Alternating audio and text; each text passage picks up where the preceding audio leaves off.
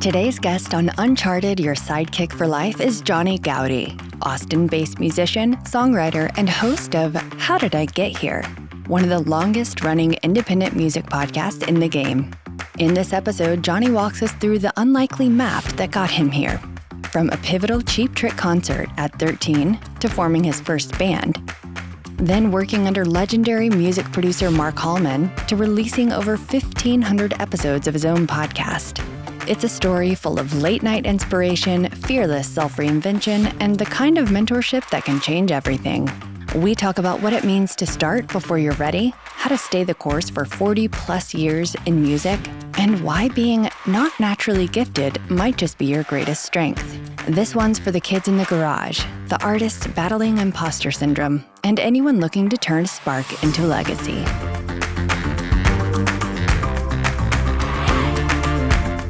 Welcome to Uncharted, Season 4, Episode 6. Oh my gosh, halfway through the season. I That's know. crazy. This has been 12 seasons per episode? Mm-hmm. Yep. 12 episodes per season? Yeah, Exactly. It's been a lot of people we've had on the show, really interesting people.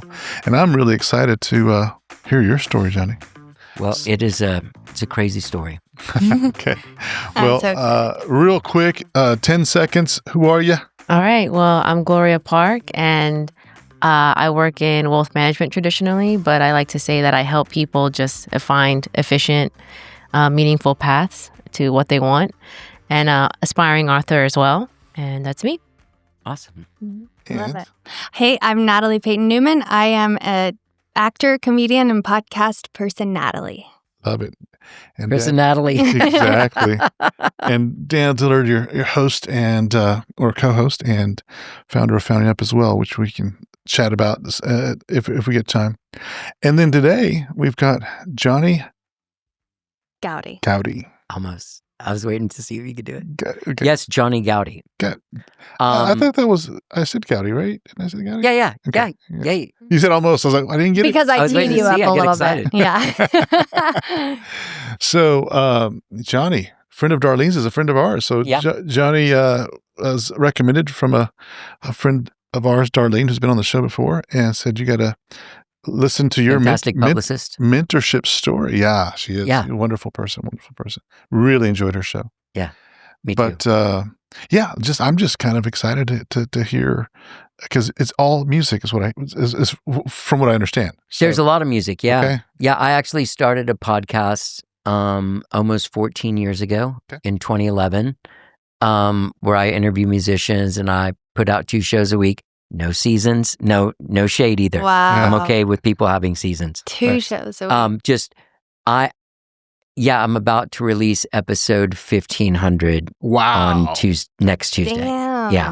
Yeah. That's Milestone. amazing. Well, I mean, you said how many years? 14 years? 14 years. But solid, like I'm not stopped. All right. I've actually had weeks, like in 2020, when the shutdown came down, I couldn't go out and play anywhere. Yeah. I just was like, well, I can talk to everyone now. Yeah. And I started putting out, like there was a few weeks there where I put out 5 shows a week. Yeah. I was like Wow. Yeah. Wow. very industrious, like a daily Mm-hmm. podcast. There was a lot to work out too at that Yeah. time, people. Yeah, we were producing multiple shows because as in founding companies, I had several podcasts, and same thing. I had to like go from a live setting to home set up, and it was just show after show after show. So it was this different time for sure. So I definitely get the, what am I going to do? Let's do a show. Yeah, there's that feeling. In podcasting, I've had some mentors, but interestingly enough, they have been radio people. Oh, that makes a lot of sense to me. Yeah, because I come from the before times. Yeah. The before time. Well, let's dive into kind of like chronologically. Yeah, sure. So just like you said, you listen to the Darlene episode. I always like to kind of take people back, and the reason is, I see life stories as maps, and people have their Sure. own map to get certain destinations to. So what did that map look like to get here? And typically, I'd like to start that map at age 13, 14, 15, somewhere around there, where That's the perfect age. where you're just like trying to like figure out, what am I going to do? What am I talented at? All that kind of stuff. Well, to be honest with you, Mhm. at 13, my parents were divorced, and I lived with my mom. and you start going through puberty and going through these changes and questioning who you are and wondering why you have these weird feelings all the time, and not just like the feelings associated with puberty that lead to like 12 showers a day, but like the actual emotional ones where you can't really figure out what this, like there'll be a well of feelings. I don't know if you guys remember this, but there would be like a well of like, why is this happening? Why am I crying? Why am I standing by the bus? I stubbed my toe. Why did I just get off the bus and just start crying? Like, what is wrong with me? So I was going through that, and I was, my mom had been making me take guitar lessons. And then I'd gone to summer school that summer. I lived in the Woodlands outside of Houston. My dad lived in Miami, and I spent the summer in Miami, had a brand new sister born, went to summer school. And at the end of the summer, I went with a group of friends from there, some older kids that were my dad's clients' kids, and they took me to go see Cheap Trick, who I loved. And they were like, hey, we got tickets to see Cheap Trick. And there was a girl, I was 13, she was 16. And I'd had a crush on her all summer. And when we were leaving the Cheap Trick concert, she was like, I would get it on with Robin Zander. That's the lead singer of Cheap Trick. And I was like, really? Like, why? She was like, I love a guy that plays guitar and sings. And I'm like, Mom? Her name was Veronica. I was like, guess what? I play guitar. And I sing. And like the next morning, I woke up with this new purpose. Wow. And I was like, from now, and it wasn't just To get the girls. It wasn't just to get the girls, but there that component of like, oh, because when you're It's like that a age, spark, Right. like they make tons of movies, like coming of age movies, where dudes are just trying to figure out how to be alone with a girl. You know what I mean? Right. Like, is there some way we can figure this out? And this was like, oh, they'll come to you. Yeah. Wait a minute, this is very cool. This is a whole different What thing. a concept. It reminds me of one of our podcasts years ago. I interviewed Jimmy Vaughn. Yeah. And he was like, I was in football and got hurt. Yeah. And I had picked up the guitar, and it's all about the girl. Yeah. it was that spark, that thing that just kind of like, he seemed something similar Surely. in that you do certain things that make you stand out, and that was it. So it just kind of much like Jimmy, I actually had a coach that was like, I got to football. I got to 7th grade, and I wanted to play football, but by the time all of I want to say auditions, that's how showbiz I am, but with tryouts, Sure. whatever it is in the male sports world. After my tryouts, I ended up like 2nd string, and they had an A team and a B team. So I was like 2nd string on the B team. And one of the coaches was like, surely there's something that interests you in this world. You're not. right. This is not your. This Not your milieu. This is not Cut your out for jam, this. bro. Yeah, he didn't say this is not your jam, bro, but in those words, he told me that. And then luckily I found music. So Nice. shortly after that summer, I came home and started a band. I was then in 8th grade. And right before my mom owned a booth at the Renaissance Festival. Oh, fun. Nice. There's a way people like me are made. And it's just a bunch of you're put in these weird positions when you're a kid where all of a sudden you're like growing up in a Renaissance festival. Right. It's kind of weird. Anyway, my mom had a friend of hers come and join her and sell her wares as well. I can't remember what they were, but my mom made like beaded earrings and crocheted hats and Renaissance Festival kind of stuff.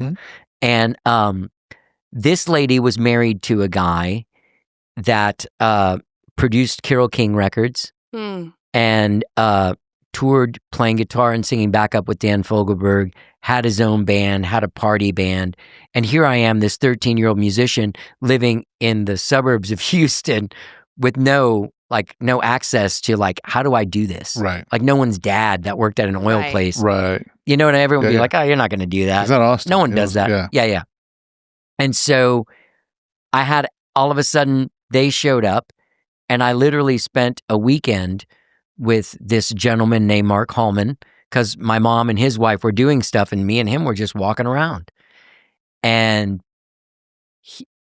he just, I can't, I'm not the only person. He said they made a documentary about this guy. It's called The Shopkeeper. It's available on Amazon. Go ahead and rent it now. Hit like and subscribe. Yeah. I'm not the only like stray he picked up. Right. Sure, Right. sure. Right. So I watched this movie, and I didn't even know how many he had picked up. And Wow. I talk to him all the time.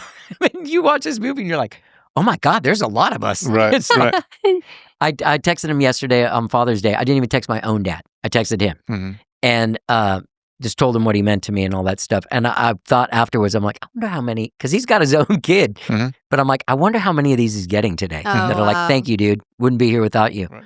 So anyway, this guy takes me under his wing and just makes time for me in a way that people didn't. Like I didn't, I had a couple of uncles that, play catch with me and sit down and talk to me, teach me stuff that you need to learn from, an older dude when you're a kid.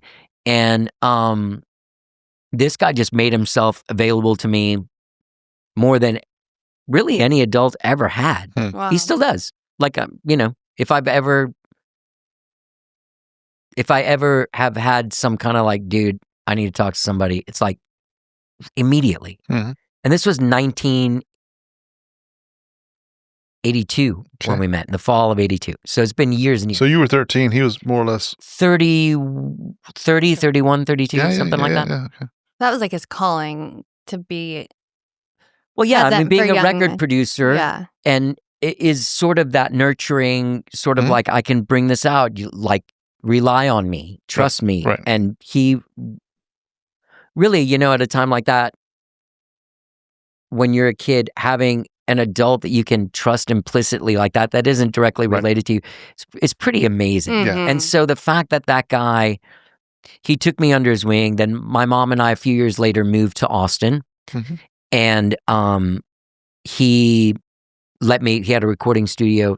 I could go there and do whatever I wanted. Not record and use tape and stuff, but like go there and hang out and learn. Right. Like, yeah, like it's a lot, you got to learn the ins and outs of how to be a music person. Yeah. Not be a weirdo. Right. Or be the right kind of weirdo. Right. So he let me roadie for him. And it turns out, much like football, roadieing was not my calling. I was so bad that he put me in the band, like playing guitar. He's just like, all right, you're so bad at this roadie job that we're just going to let you play in the band. So I was in a band with like grown-ups. And then when I turned 17, my mom died.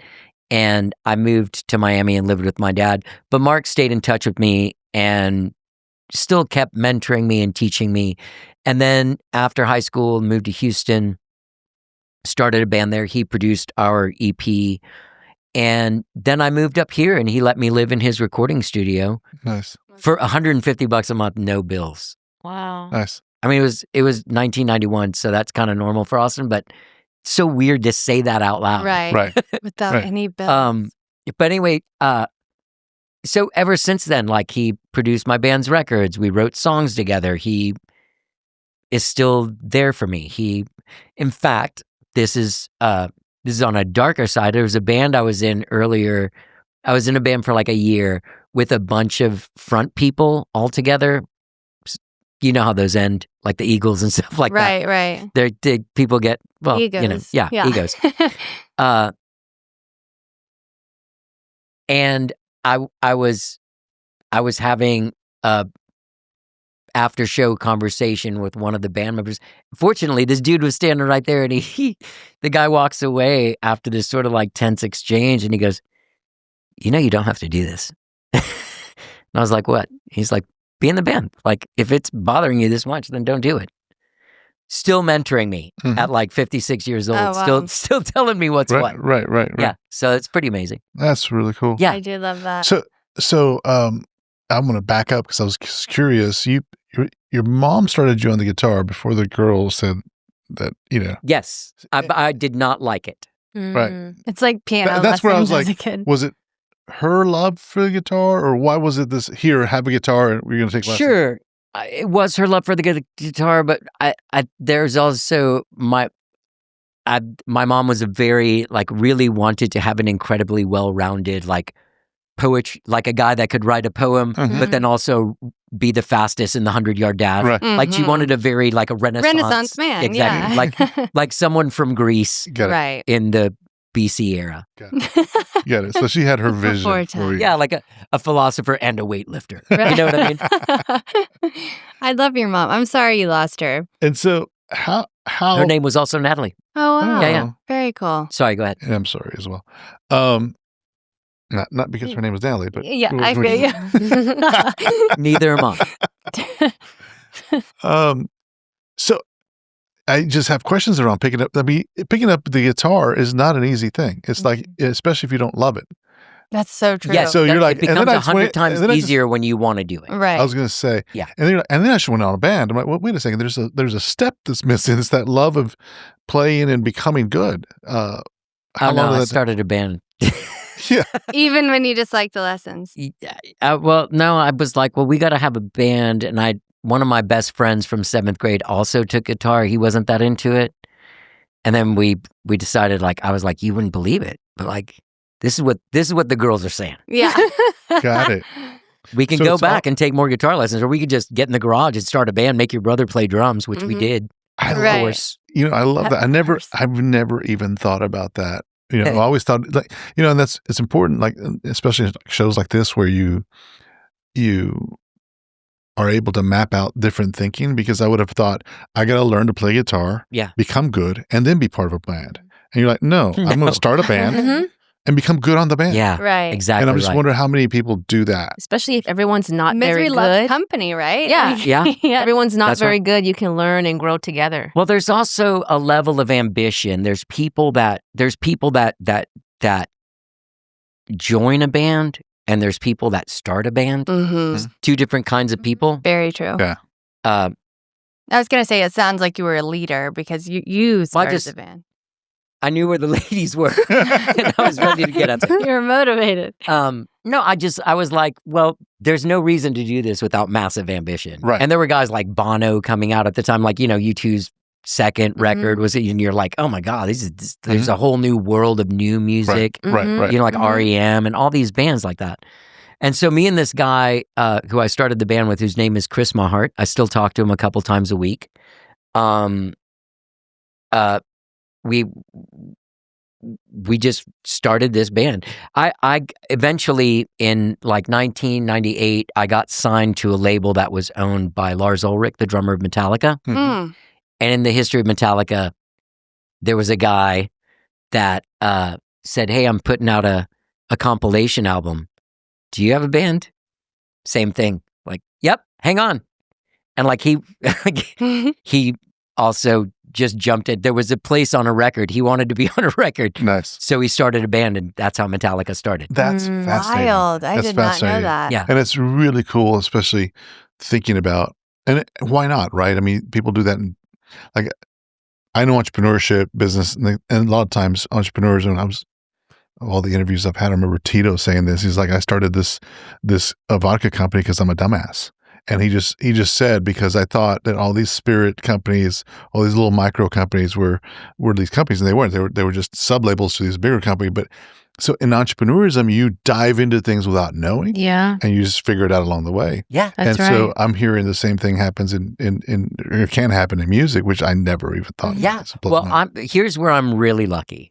I took that step and started that band just a month maybe before I met my mentor. Mm-hmm. But then all of a sudden I had backup. Right. And I had the answers, and I immediately was able to, because I mean, there's things like, because you can stay stuck, but the mentor, like, Totally. It helped my that you had God. something to show him as well. Like, look, Mark, this is my band. And any tips or tricks?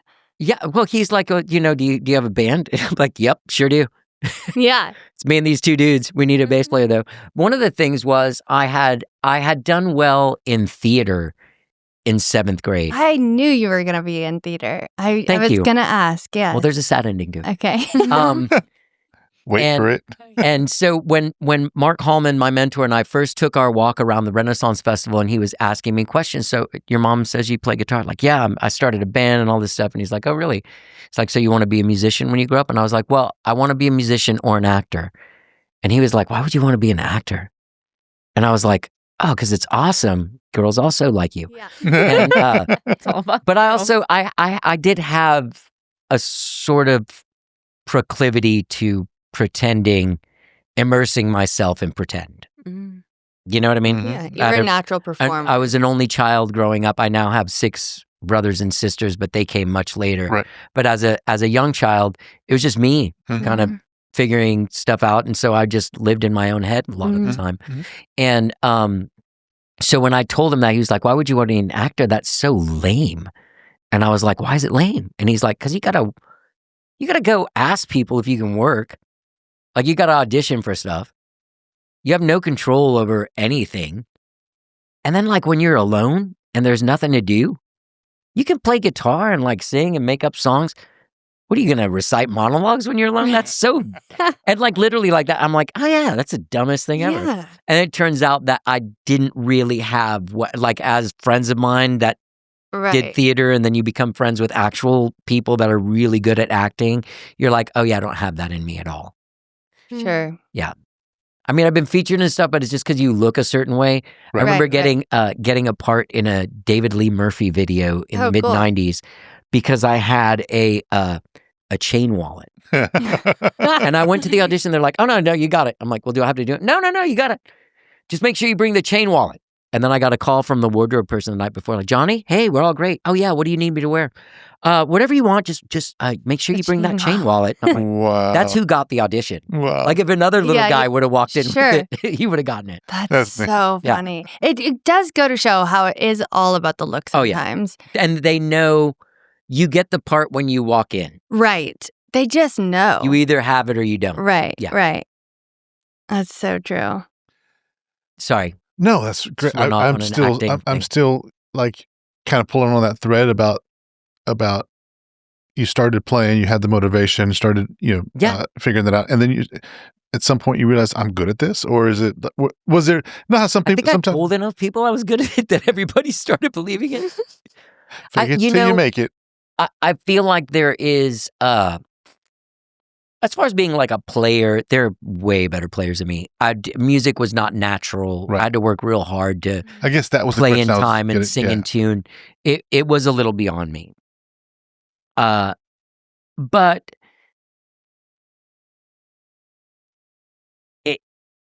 I wanted to do it.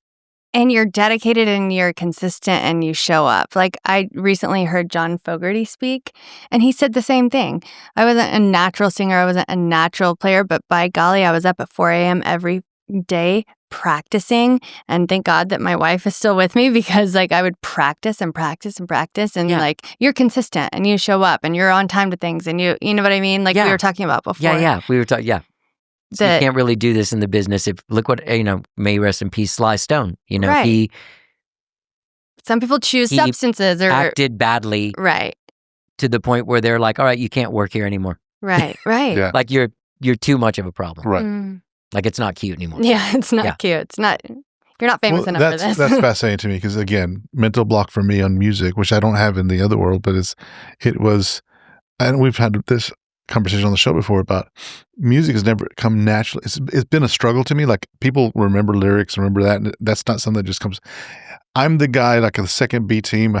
So not for you. That's what music is for me. I enjoy it, but it doesn't come. It's a struggle to like I know that my talents aren't there. Yeah. And so it's interesting to hear that you're like, well, I just worked it and kind of made that happen. So that's really cool. Mm-hmm. Yeah. I think also there's I feel like as far as like being like a songwriter, because in music that's my strongest suit is my creations. And I think that like I was raised around extremely melodic music, and it was very prevalent. I had young parents, young aunts and uncles that loved rock and roll, and they were going and buying the new record by this person that they liked, into their 50s, which, is kind of a thing that drops off as you get older. Or being excited. Hey, you know what comes out on Friday? Oh, we're gonna get tickets because Paul McCartney's coming. Like real kind of stuff that young people do. Right. And I feel like that stuff really rubbed off on me. Like I listened to enough of the Beatles and enough of great songs where when I go to sing a melody, I'm cognizant of what I like to hear. Does that make sense? Yeah. Yeah. Maybe my maybe your preference is set. Yeah, my talents lie, not that I have good taste or bad taste, but I have a very strong melodic taste. Like my attraction is to music that's very melodic. Like I love the energy of punk rock music, but I don't listen to it. Yeah. Right. Yeah. Like, unless it's the Ramones. Right. So, I guess, and I'll probably already heard this answer, but at what point did you know this is my thing? I'm going to do this from here on out. Oh, or in was the it parking lot of the Cheap Trick concert. I'm not joking. Wow. You know what? Maybe not then. But when I woke up the next morning, I remember the way I felt, all the puberty stuff, all of that stuff was just gone. And I was all of a sudden, and you in felt show the business, alignment, like this boom. Yeah. Yeah, in show business, we're there's people that see projectively, if that's a word, projectively, what they want to be. Mm-hmm. And they create that entity. And I was like, oh, I don't have to be a 13-year-old struggling with no friends. I can be a 13-year-old rock star. That's literally the coolest guy anyone's ever met. Right.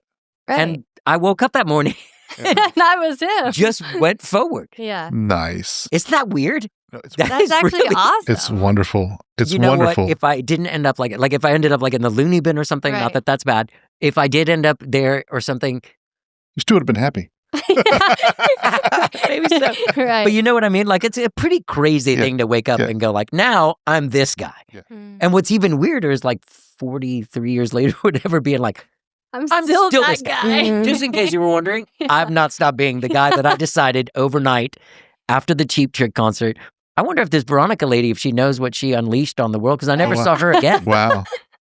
Well, if you're out there. Veronica? She lived in Venezuela. I don't know. Nice. Do you guys get played in Venezuela? Yeah. Sure. You know it. Podcaster. We're global. That's amazing. And I really, really love that, because one of the things that I've noticed a lot of people struggle with is, society in general puts people in a box and go to school and do this and do that. And it turns into this permission-based system of doing things what's the next step? What should I be doing? And you see a lot of fear in, should I do this? Should I do that versus that self-confidence of I'm going to be. I had a conversation just the other day with a friend and his dad, and the dad was like, well, let me give you this half-baked idea. I'm like, well, how about giving me a full-baked idea? Because it's just a lot of half things that and I think the only thing that was lacking was that self-confidence of like, I have to believe in myself and just push forward. And I think it's just the fear of that keeps people from doing things. And so if you can figure that out at 13 or whatever, it says, this is who I'm going to create, and then just charge with no stops, no fear of anything, then I just love that story. Yeah. I think kind of like blind ignorance. Right. Yeah. Totally. Yeah. It is. It's crazy. Mm-hmm. Because the imposter syndrome did not set in until my late 30s. Right. Like when I was 13 and I didn't know what I was doing, I was far more confident than I am now. Isn't that wild? Yeah. So crazy. Crazy. And then our inner stories start getting in our heads, and we start telling ourselves that we're not good enough, or this is my story, that we're not good. I won't speak for y'all. Right. No, I mean, I think that happens to everyone as you get older. Yeah. Like you get like, it's like I've gotten away with this for a long time. Yeah. And then it just trips you up until you realize it, and then you unwind all those stories, and then you have a clear path to be able to move forward successfully. Yeah. What's happened to me over the years is some of these cliche things that you hear along the way, fake it till you make it, and all those kind of things. They start taking on a new meaning whenever you're like, well, I just did the thing and I became an expert at it, but I had to just like believe in myself to do the thing. And so like you'll start hearing little things that like, oh, that's what that meant. So I feel like with the advent of social media, you can prolong the fake a lot longer. Don't you feel like that? I agree. I mean, I feel like there's a lot more jive. True. Than there used to of be. Editing. You know what I mean? Tell us about your experience like getting into podcasting, because 14 years ago, that's like almost the inception of the damn thing. Yeah, I mean, I know 3 that preceded me. And that's Rogan and Marin. And do you remember Chris Hardwick, the Nerdist guy? Oh, yeah. Those were the ones that preceded. Nerdist is gone. But yeah, I started. WTF is still around, right? It is, but not for long. Okay, He's interesting. pulling the plug. So how did I get into it? Was I'm a huge Fresh Air fan. Mm-hmm. And well, I can go back. In those summers that I would go stay with my dad in Miami, in the late 70s and early 80s, Larry King was on the radio there. And he was on at night. Wow. And he still interviewed famous people. So it would either be a senator, some actor, you know, whatever, like Robert Wagner or something, you know what I mean? Right. Yeah. And I loved it. I used to love those like Mike Douglas and like Merv Griffin when I was a kid. They were these extremely informal. Even Johnny Carson when I was a kid, like those guys, there was not a lot of pre-interview happening for those guys. Right. It was very natural, sort of like people actually giving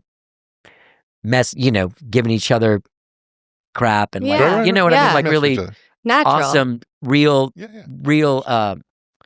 like real exchanging, Banter, but yeah. with smart people that know what they're doing. So I was very into that. Flash forward, I was super into Fresh Air. I was talking to my friend Alexandra Valenti one day, and she said, "Oh, did you listen to Fresh Air yesterday?" So and so. I'm like, "Oh no, I missed it." And she's like, "Oh, you should just go get the podcast." And I'm like, "What's that?" And she's like, "Go in iTunes." And it says pod. I'm like, oh, I saw that. I didn't know what it was. So I click on it. She's like, Wow. go look up Fresh Air. I'm like, oh my God, they're all here. I can listen to Fresh Air whenever I want. I love this. That's You didn't even know what a so podcast good. was. I didn't even You're know. like, I'm going to start one. This was like, no. This was, I want to say 2010. Okay. Early 2010. Like say January 2010. Yeah. So then I'm crazy about Fresh Air. I've listened to Fresh Air whenever I want. And then my cousin, I'm very close to all my cousins. We're at my grandma's house at Christmas. We're doing stuff in the kitchen, and I'm like, "Oh, do you know if you're heard of podcasts?" My cousin Eric's like, "Yes." I'm like, "You can hear Fresh Air on podcasts." He's like, "Yeah." Have you heard like other podcasts that people just make? And I'm like, "What are you talking about?" And he's like, "All of your favorite comedians have." I'm like, "What are you even talking about?" So he shows me. And I'm like, oh my God, this is still when you downloaded them and put them on your iPod. Right. There might have been one streaming thing. It was Stitcher or something at the time. And so then I found all these and I was sitting in my studio at my house where I have a bunch of microphones like this and recording equipment and I'm chairs. I'm like, wait a minute. I'm set up. I have all this This stuff. is my podcast studio. I can just do this. And so I didn't know what I was going to do. And so for months, I would talk to my friends and be like, have you heard of podcasts? And they'd be like, no. And I'd tell them, I'd be like, I think I want to start one. And at first I thought I wanted to do one where it was just me talking. Right. Which, as you know, once you do this and you get on a microphone, like 2.5 minutes feels like 3 hours sometimes when you're by yourself. Right. So, and kudos to those people that can do that, because that's like It's so true. like Huberman that does that is like he just can just talk, or it's other people like that are just like fascinating to listen to. Yeah. There's a guy whose messaging I am not for, or the divisiveness that this person put into our culture. But there's a guy that died a few years ago named Rush Limbaugh, who I'm not a fan of what he was saying, but the fact that dude could go on 5 days a week for 3 hours a day and just talk and just not stop and not be saying all the time and not being like, what was I going to say about that thing? Right. I mean, I don't know how many notes he had in front of him, but there's some kind of like super hero. I mean, Stern, but Stern has a whole team of people. There's another thing if it's just you sitting there talking. Right. It's so It's kind of psychotic and weird. But anyway, I saw, I realized there was tons of comedians talking to comedians and no musicians talking to musicians. And I was like, that I can do. Like I can actually do that with no problem. Right. And so I saw my friend Nakia. Do you know him here in town, a musician? Yeah. He was on the very first season of The Voice. And I'd gone to Baby A's by my house and had one of those purple margaritas that has like big one. Yeah, the one they're not allowed to serve you two of. And I went home. I walked home and got all excited to watch Nakia. And when I saw him, he was in this giant theater with at least a couple thousand people in there and playing to at least a couple million people on television. Mm-hmm. And in that moment, I was like, I just saw this dude at Saxon Pub last week playing to like 12 people. Mhm. Right. The one thing that's going through my friend's mind right now is, how did I get here? And then I was like, oh my God, that's the name of my show. And so that's what I named my show. Very cool. I Yeah. love that. Yeah. Thanks for telling us that. Anyway, story. so then I started it. Do you guys know Dale Dudley? He was Oh, a morning yeah. guy. Okay, so he and I have been friends for years and years and years. And Love Dale. He is so funny. he is very funny and a very sweet man and a great mentor in podcasting for Yeah. me. I mean, he was a guy that I talked to a lot leading up to it. Like, I don't know. And he was the guy also, like, I remember when I first started it, the first, I don't know how many episodes, I think it was episode 12 or something like that. But I didn't want to sound too excited about anything in the intro and outro. And Yeah. so all of a sudden I You were NPRing loved it. NPR. And I was like, this is Johnny. Welcome. This is my podcast. And like, whatever.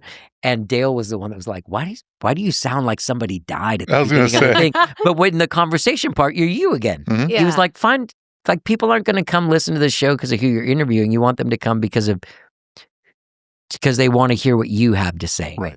And they connect with you. And I'm not connecting with this weird, quiet talking guy. Exactly. So I just let my personality come out, and it really changed things for me. Let your fun fly. Yeah. That's cool. That's nice. Yeah. And that you were open for advice, you know? Yeah, I still am. Yeah. Yeah. That's awesome. Tell us about some of the stories you've learned. I mean, that 1,500 episodes. You said that's a lot of stories. So many. I mean, where do I start? I just had this guy, Roger Blevins Jr., amazing songwriter, amazing musician, found out that he had cancer in his tongue. Mm. And he had to have 3/4 of his tongue taken out Oh, wow. My goodness. His instrument. last summer. Not even a year ago. Still, it was July when this happened. We're talking right now in the middle of June. And he's able to talk? He was on my show for an hour talking a few months ago, even. So I was in this songwriting group, which I get in songwriting groups. So they give you some kind of prompt and everybody has to turn in a song. Fun. And he was in it and he wrote this and everybody sent back their first songs. And I kind of known him. I had no idea that this had happened to him. I knew him before the pandemic. He was in a band called, drawing a blank on their name, Mingo Fish Trap. And I'd seen them play and I know we had talked, but not really been close. But I listened to this song and I'm like, oh my God, this is great. What's this email he wrote along with it? It's like, hey guys, sorry. I'm still trying to learn how to use my tongue, because what happened was they put a piece of a thing to be a tongue. Mm-hmm. So 25% of his tongue moves 75% of dead weight. Wow.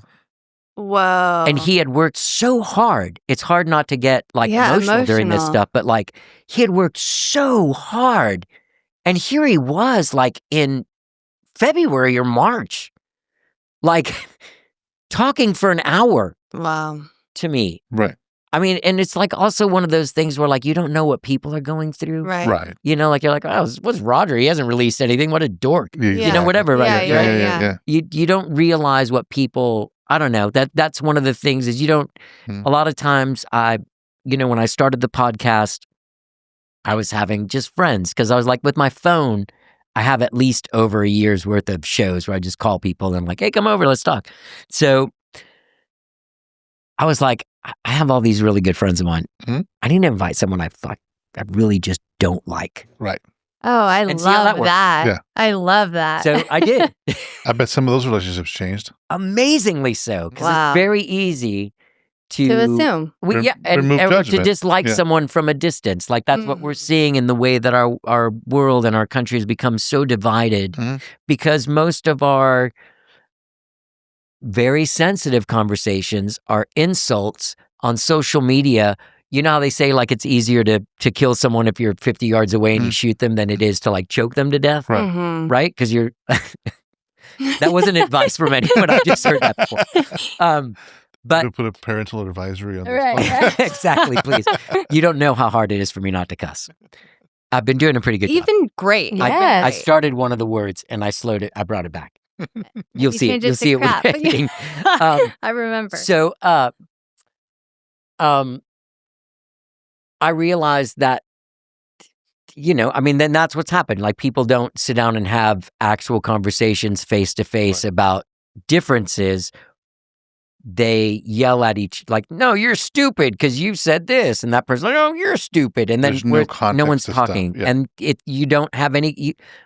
What I've noticed is a lot of times it ends up being people that don't even know each other, Right. just people that Right. want to yell at somebody. Yeah. And this guy said something stupid, I want so to I'm gonna sound just smart. pin him, like, crucify him yeah, for it. doom on you. Yeah. Yeah. Yeah. I had a situation like that. And your sister-in-law was one of the kind people that came to my Aw. defense. I got to meet somebody who is a controversial political figure, hmm not the main one, but a guy that was one of the main ones 20 years ago. Right. It's a guy named Karl Rove, who Oh yeah. was He's the- a Texas. yeah, Yeah. he lives here. Very conservative cat. You can just look at me and guess that I'm probably not as. But the thing is like, I grew up in a time where, like, my Uncle Chuck was this Republican guy, and he loved Reagan. Even the name. And my Chuck. my Uncle John was this Democrat guy going for Carter and then voting for Mondale, and those guys ribbed each other a little bit. They were each other's best friends and did everything together. Sure. Right. Sure. Right? That's how it used to be. Yeah, that's how it should be. Mhm. Yeah. I'm sorry to be that guy. Sure. So in the spirit of that's how it should be, and my experience with Karl Rove was beautiful, lovely cat. Hmm. Found me to be lovely, I think. And I posted a photo in the spirit. No, I'd had a few tequilas, so when I went to post the photo, the context was totally in my head. Like, Right. hey, Yeah. everyone, can't we all just Everybody get knew- along? Right. But I didn't write that in the thing, and like, hey guys, I didn't let everyone know exactly why I posed for a photo with another human being. Right. Right. And it got rained on. The people that are on my side hate me. The people on the other side are like, why are you with a guy How of dare us? you? And like, Wow. it's like, yeah. And fortunately, a couple people came out. They were trying to get me to go to the other side, like, hey, see how mean everyone is.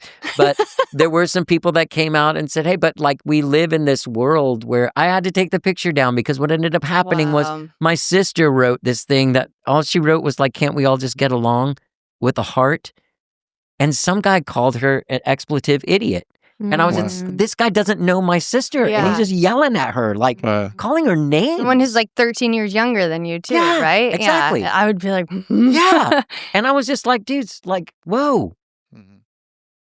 Yeah. So anyway, I feel like face to face, Yeah. you can really have conversations and really realize that everybody really wants the same Right. things out of life. They just, so I tell my daughter is like, everybody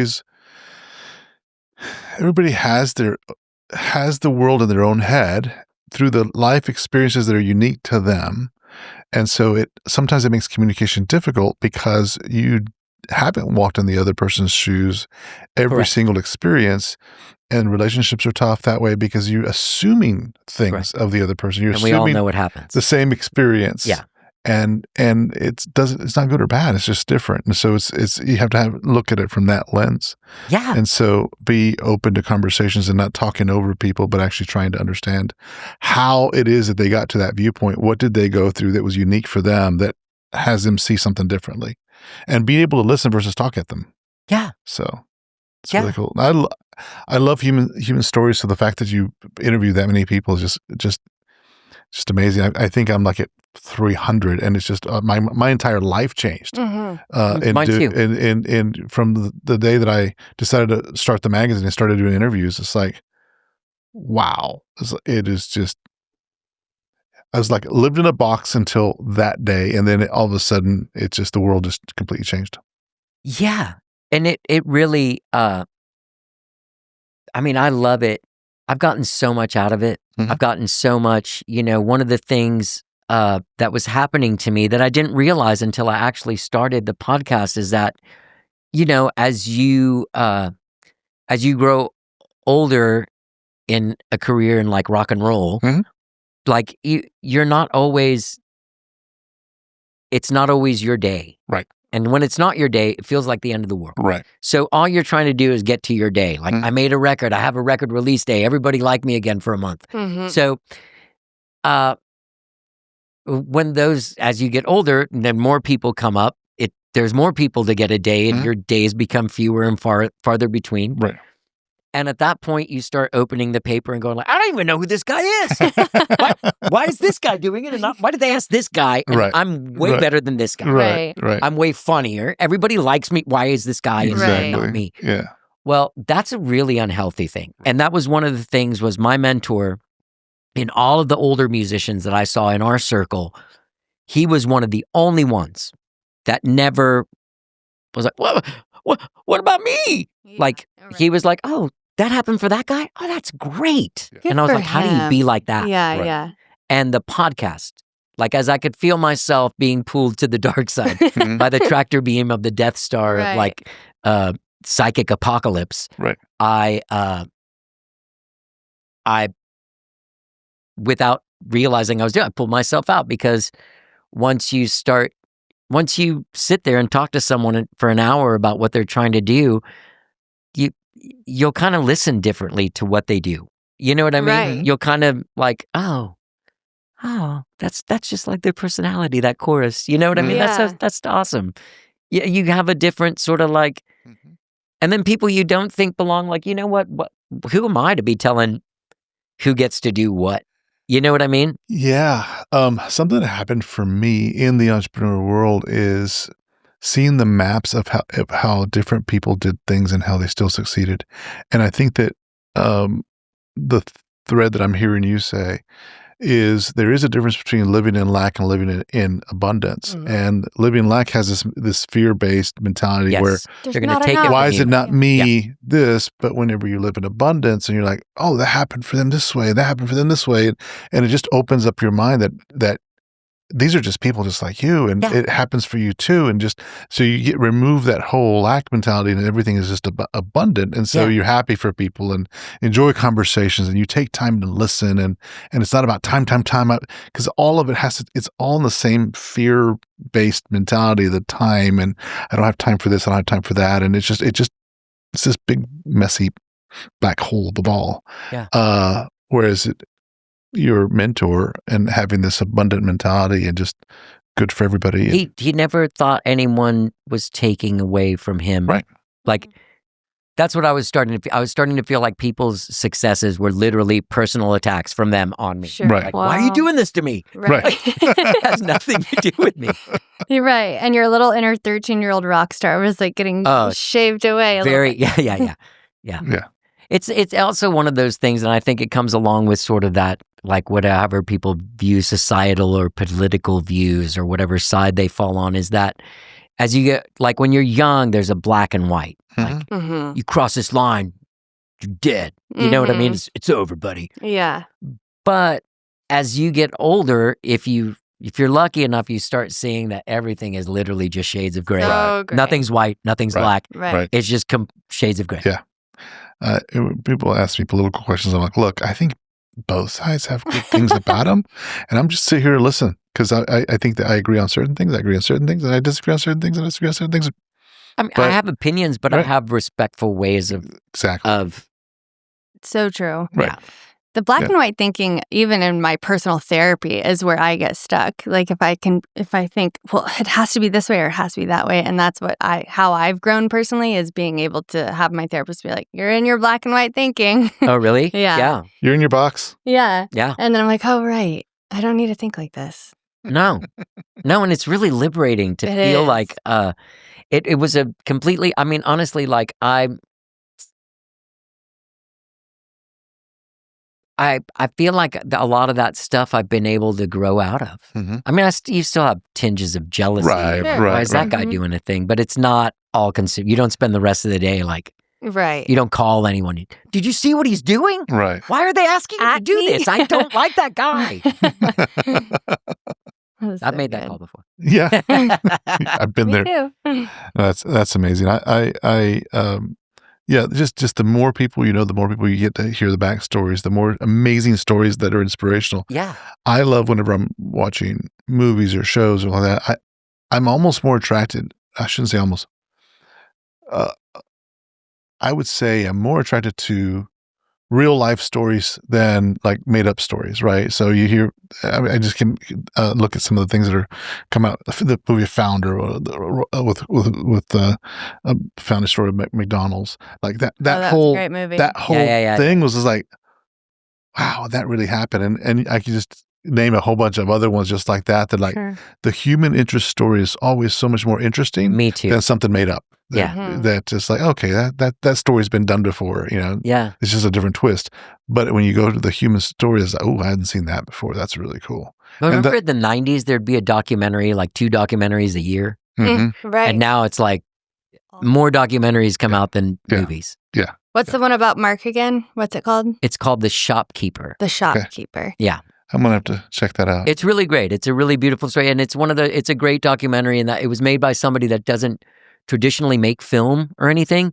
But in a great documentary, there's the giant story that affects us all and the person inside of it. So it's like a story of what happens to recording studios when music becomes free.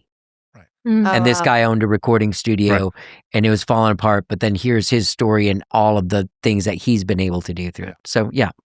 Very cool. And he's, that studio's gone because they sold it, tore it down, and built, believe it or not, a high rise.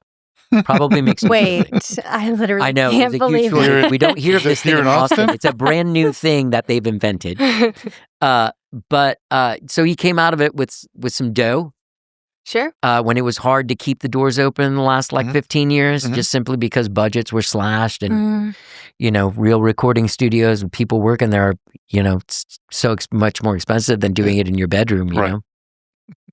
I mean, basically, like, you're paying, you could buy the laptop, you could make a record if you go record 2 days in a real studio. But you're not going to have the experience of working with these amazing people that you'll grow from. This is true. So anyway, he was able to transition into a mixing phase and his studio went on to another place that's even better now. Oh, cool. So yeah, it all worked out great. And I think a lot of that is because of his abundance thinking. Yeah. So we're running out the hour here. I've got one final question for you. This show really is all about Gen Z and trying to help Gen Z understand, they have a different world that we grew up in, and we see the mentorship as being that key that unlocks or we lived it. And one of my goals with this podcast is to share experiences for young people to be able to see that they should reach out to mentorships. Yes. And one thing that I really picked up on this, there are people out there. And I think there's a fear that why would that guy give me time, right? And when you go out there and find mentors this is what they do, this is what they enjoy giving back. So I guess my question to you, final question is like, what advice would you give to a, the 13 to 18-year-old that is still trying to figure out what they want to do in life? I think that's great. We didn't cover this, but I worked as a mentor at Austin Music Foundation for like 7 years before they closed in 2023. And one of the things I did notice about Gen Z and the young people is that they're like, just even like, say, trying to get a gig. Oh, I want to open for this band. Oh, really? What did you do? I emailed the guy. Well, have you ever met the guy? I'm like, no, but he never emailed me back. And you're like, okay, well, let me tell you what you did. You asked a stranger for a favor. He has lots of other friends in bands that he wants to have on his show. Why don't you go see his band? And if you like it, go meet him. Be friends with him. Oh, I'm not going to go pretend to be. I'm not saying pretend to be friends. But what if you want to open for him? Why don't you go meet him? And if you like him, be friends. Yeah, and if he likes your music and you like their music, they invite you to play. That's how this works. That's also mentorship. If I wouldn't have taken that walk with Mark Hallman around the thing when I was 13, and things would have been different if my mom would have had a husband. Right. And there was a regular person he could have hung out with and not a 13-year-old. Right. Like he might have taken that route. Right. But I was all he had. He was all I had. And it turned out we really loved each other and really benefited from that relationship. Yeah. I really love and appreciate that comment, because I do feel like, the things that Gen Z, I have a 22-year-old now, so kind of lived through this. the things that I noticed that they've gone through, obviously the pandemic, right? Yeah. And social media. That's something new to that generation that we didn't, I mean, we have it now, but we didn't grow up with it during those formidable years. And so that has you living behind a invisible wall, as we pointed out, and it's very isolating. Mm-hmm. So then you think that the easiest thing is to email or text or something like that, and that's just how things are done. So I love the advice is like, no, there's actually more steps. There's more things that you can do, just because that is an aspect of society, but there's so much more to society that you can do to connect. So really, really like that. Yeah. Thank you for being on the show. No, thank you guys for having me. Really enjoyed the conversations and the eye-opening experience of you can actually start a band without being good yet. We're into it. There are varying degrees of success. There's the Metallica model. There's the me model. There's probably worse off. Well, if I call you that I started a band, you know what? It was I'll your come advice. see you. Yeah. I'll come see you. Thanks for having me. Yeah, thank appreciate you, it. Thanks for tuning in to Uncharted, Your Sidekick for Life. Huge thanks to Johnny Goudie for reminding us that consistency is a superpower and that your path doesn't have to be perfect to be powerful. If you found yourself nodding along, pass this episode to someone who needs that push to start their creative journey. Subscribe, leave us a review, and explore more stories at foundingup.com/un-charted-podcast. Are you a Gen Z person with a story to tell or someone mentoring the next wave of change makers? Email us at info@foundingup.com to pitch your voice or someone who inspires you. See you on the next episode.